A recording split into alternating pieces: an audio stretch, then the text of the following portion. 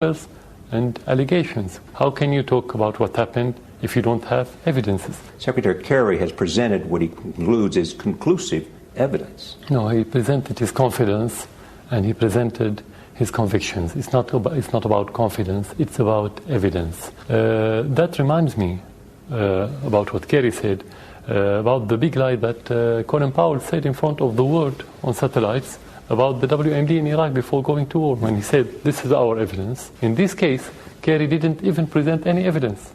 Well, not single shred of evidence. Will there be attacks against American bases in the Middle East if there's an airstrike? You should expect everything.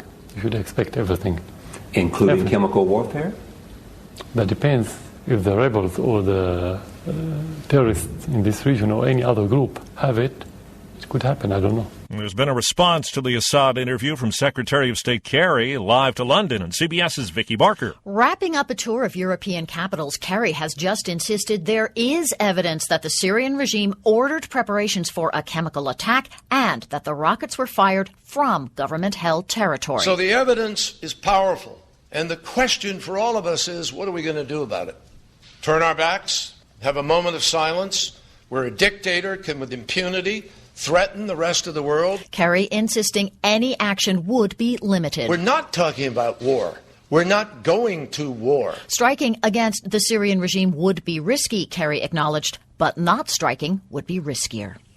I'm Peter Mayer, live at the White House. In a build-up to tomorrow night's speech to the nation, President Obama will speak with CBS News and other networks today. On Face the Nation, his chief of staff, Dennis McDonough, emphasized a warning to Syria's Assad. What is expected of him is to live up to the prohibition, now almost 100 years old, against using these dastardly weapons. Later today, former Secretary of State Clinton will make her first public statement supporting the White House strategy. Facing an uphill battle on Capitol Hill, the president and vice president met with some Senate Republicans last night. Mr. Obama will confer with Democrats before tomorrow's high-stakes address to the nation. CBS's Elizabeth Palmer is in Damascus, where there's evidence the Syrian military is bracing for a possible U.S. attack. You can't go more than a few blocks in any direction without having to go through a military checkpoint. So the whole city is chopped up into military zones.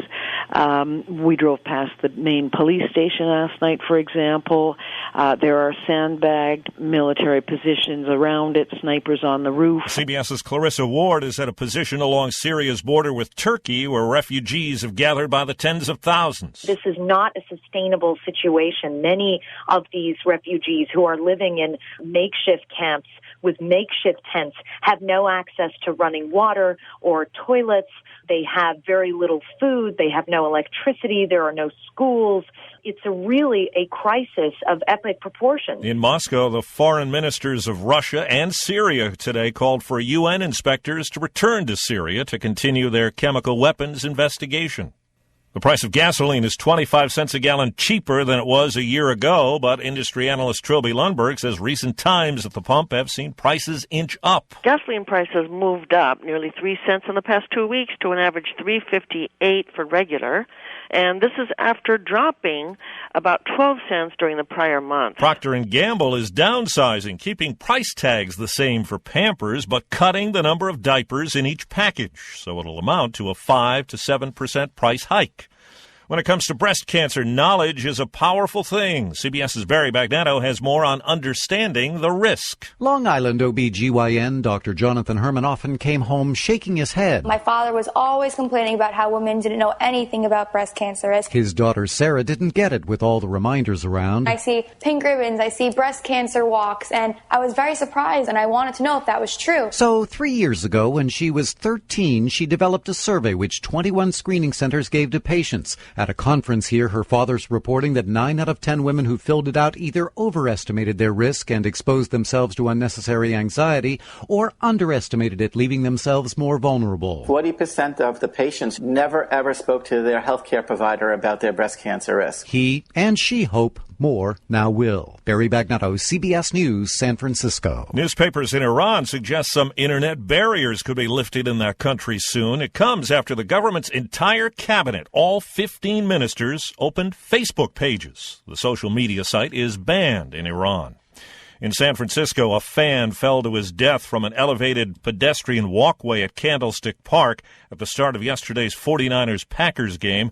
Police spokesman Gordon Schei. Based on witness statements, it appears he may have been intoxicated prior to his fall. In Indianapolis, 2 fans were injured when a railing gave way at the Colts-Raiders game.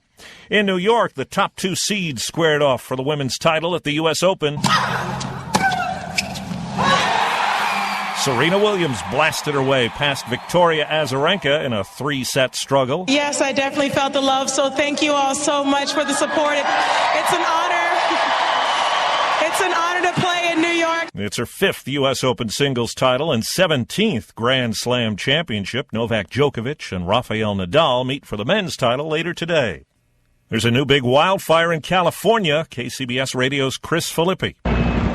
Response teams attacked the fire near Mount Diablo State Park from the air and on the ground. The fast-moving fire stunned nearby residents. Oh, very concerned because I saw it right from my window. And I was telling him, hurry up and get dressed because we got to go and see what we can do to help. Many residents say the hot and dry conditions make for a very dangerous fire season. Mount Diablo doesn't really get a lot of rain, so if something like this goes up after the room fire, you don't want the whole thing burning the mountain down. No homes have been damaged so far. The cause of the fire is under investigation. It's the 4th week of the wildfire in and around Yosemite National Park. It's burned 394 square miles. The Van Gogh Museum in Amsterdam says it's identified a long-lost Van Gogh painting. It spent years in an attic in Norway. It was thought to have been painted by someone else. It depicts trees, bushes, and the sky.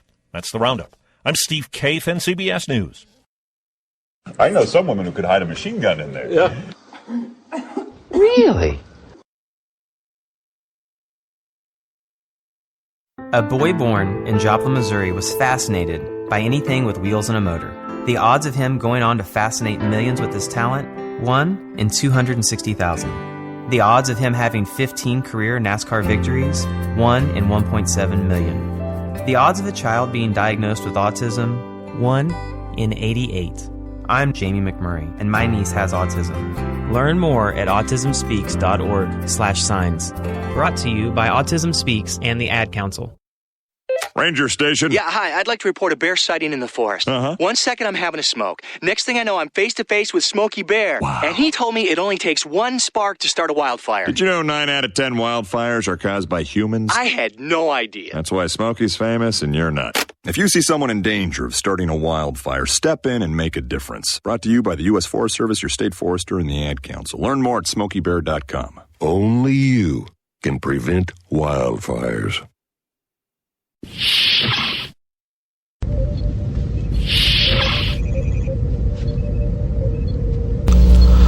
And let's try that again. And welcome back to Studio 26 on this Monday morning. Coming up in just a moment, I have a special report from CBS Radio that came in during the morning news roundup. And we'll find out what that's all about in a few seconds. So stick around, shall you? I know you will, because you're just as curious as I am. Confessions of a Potentially Perfect Parent, brought to you by AdoptUsKids.org. Okay, here goes. I know more about cooking dinner for a party of 12 than I do about packing a lunch for a 12-year-old. I know kids like things like PB&J, pigs in a blanket. Oh, and fish sticks. They do love fish sticks. Fillets I get, but sticks? What part of the fish does the stick come from? I know I can read a cookbook that'll tell me how to make a red wine reduction, but where are the cookbooks that can teach me how to cut the crusts off bologna sandwiches? Oh, maybe we can compromise on mac and cheese. Can you make that with brie? Everybody likes brie, right? You don't have to be perfect to be a perfect parent. There are thousands of teens in foster care who would love to push your food around their plate. Call 1-888-200-4005 or visit AdoptUsKids.org for more information. This message brought to you by the U.S. Department of Health and Human Services, Adopt Us Kids, and the Ad Council. It takes 12 years to create a graduate. It takes about the same time to create a dropout. And at the end of the day, the difference between a child becoming one or the other could be you. So United Way is asking you to make a pledge. Tutor a child who needs help. Mentor a kid who needs someone on their side. Volunteer to read to children. Because when a child advances, we all advance. Be a reader, tutor or mentor. Give, advocate, volunteer. Live United. Take the pledge now at liveunited.org. Brought to you by United Way and the Ad Council.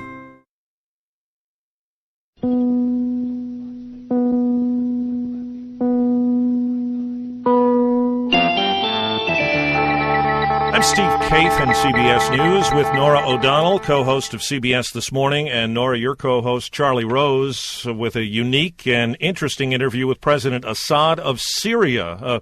Said a lot of things, denying chemical weapons use and issuing a warning to the United States. Charlie asked specifically about whether U.S. military bases in the Middle East would be in danger. And President Assad said, you should expect everything, not necessarily from the government. It's not only the government that is the only power player in this region. Know that Hezbollah and Iran are also in that region. But what you hear President Assad doing is making a threat against the United States. And I think President Assad knows very well that Congress is divided on this issue. So he was not just speaking to an international audience. He was speaking to members in Congress who might be wary of a strike. And members of Congress, as we know, as you've mentioned, are kind of split on this. Many doubt that this is the way to go. A lot of constituents, the polls seem to indicate overwhelmingly Americans are against intervention. Seeing something like this, what does it do to public opinion, if anything?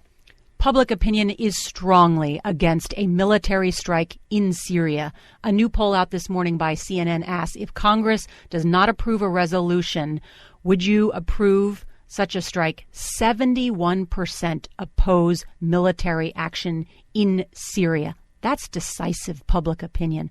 That's why the president is giving 6 interviews today to all of the big network news anchors. That's why he is going to address the nation in prime time at 9 o'clock tomorrow night. That's why he went over to Vice President Joe Biden's house last night, where the vice president was hosting some Republican senators and tried to do some lobbying. This is not only crucial for President Obama's credibility here at home, but around the world. The administration is trying to make the case that we cannot allow this type of action to happen, that the use of chemical weapons deserves an answer from the world. And if the U.S. does not act as the leader in the world, then other rogue nations like Iran and North Korea will carry out similar attacks. It's not yet clear, though, that the American people think that sending a message is worth it. And that's the case that the president will have to make to the American people. In terms of this interview itself, Charlie getting the interview, certainly very important. We might learn tomorrow on CBS This Morning about how it came about. Charlie Rose has just landed back in the United States this morning after spending the weekend in Damascus. It's not easy to get into Syria.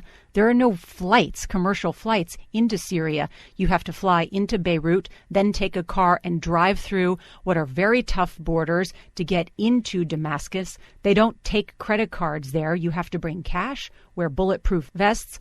I'll let Charlie tell the story tomorrow on CBS This Morning about just how difficult it is to get in there and what it was like to sit down across from President Assad. That's Nora O'Donnell of CBS This Morning. I'm Steve Kaith in CBS News. All right, Steve, thank you very much for that special report on this edition of First Cup. And as they said, the president will address the nation tomorrow night to try to sell the plan on sending in a strike into Syria. I am opposed to it. I think it's a bad idea, but we'll see what happens. Hopefully nothing will come of it, but only time will tell. Let's roll on with the program, shall we?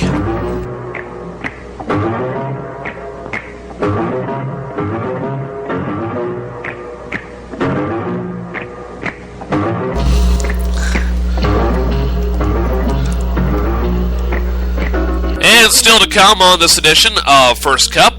I know you were singing along to the song. I'm sorry. There'll be other opportunities, I'm sure. Still to come on this edition of First Cup.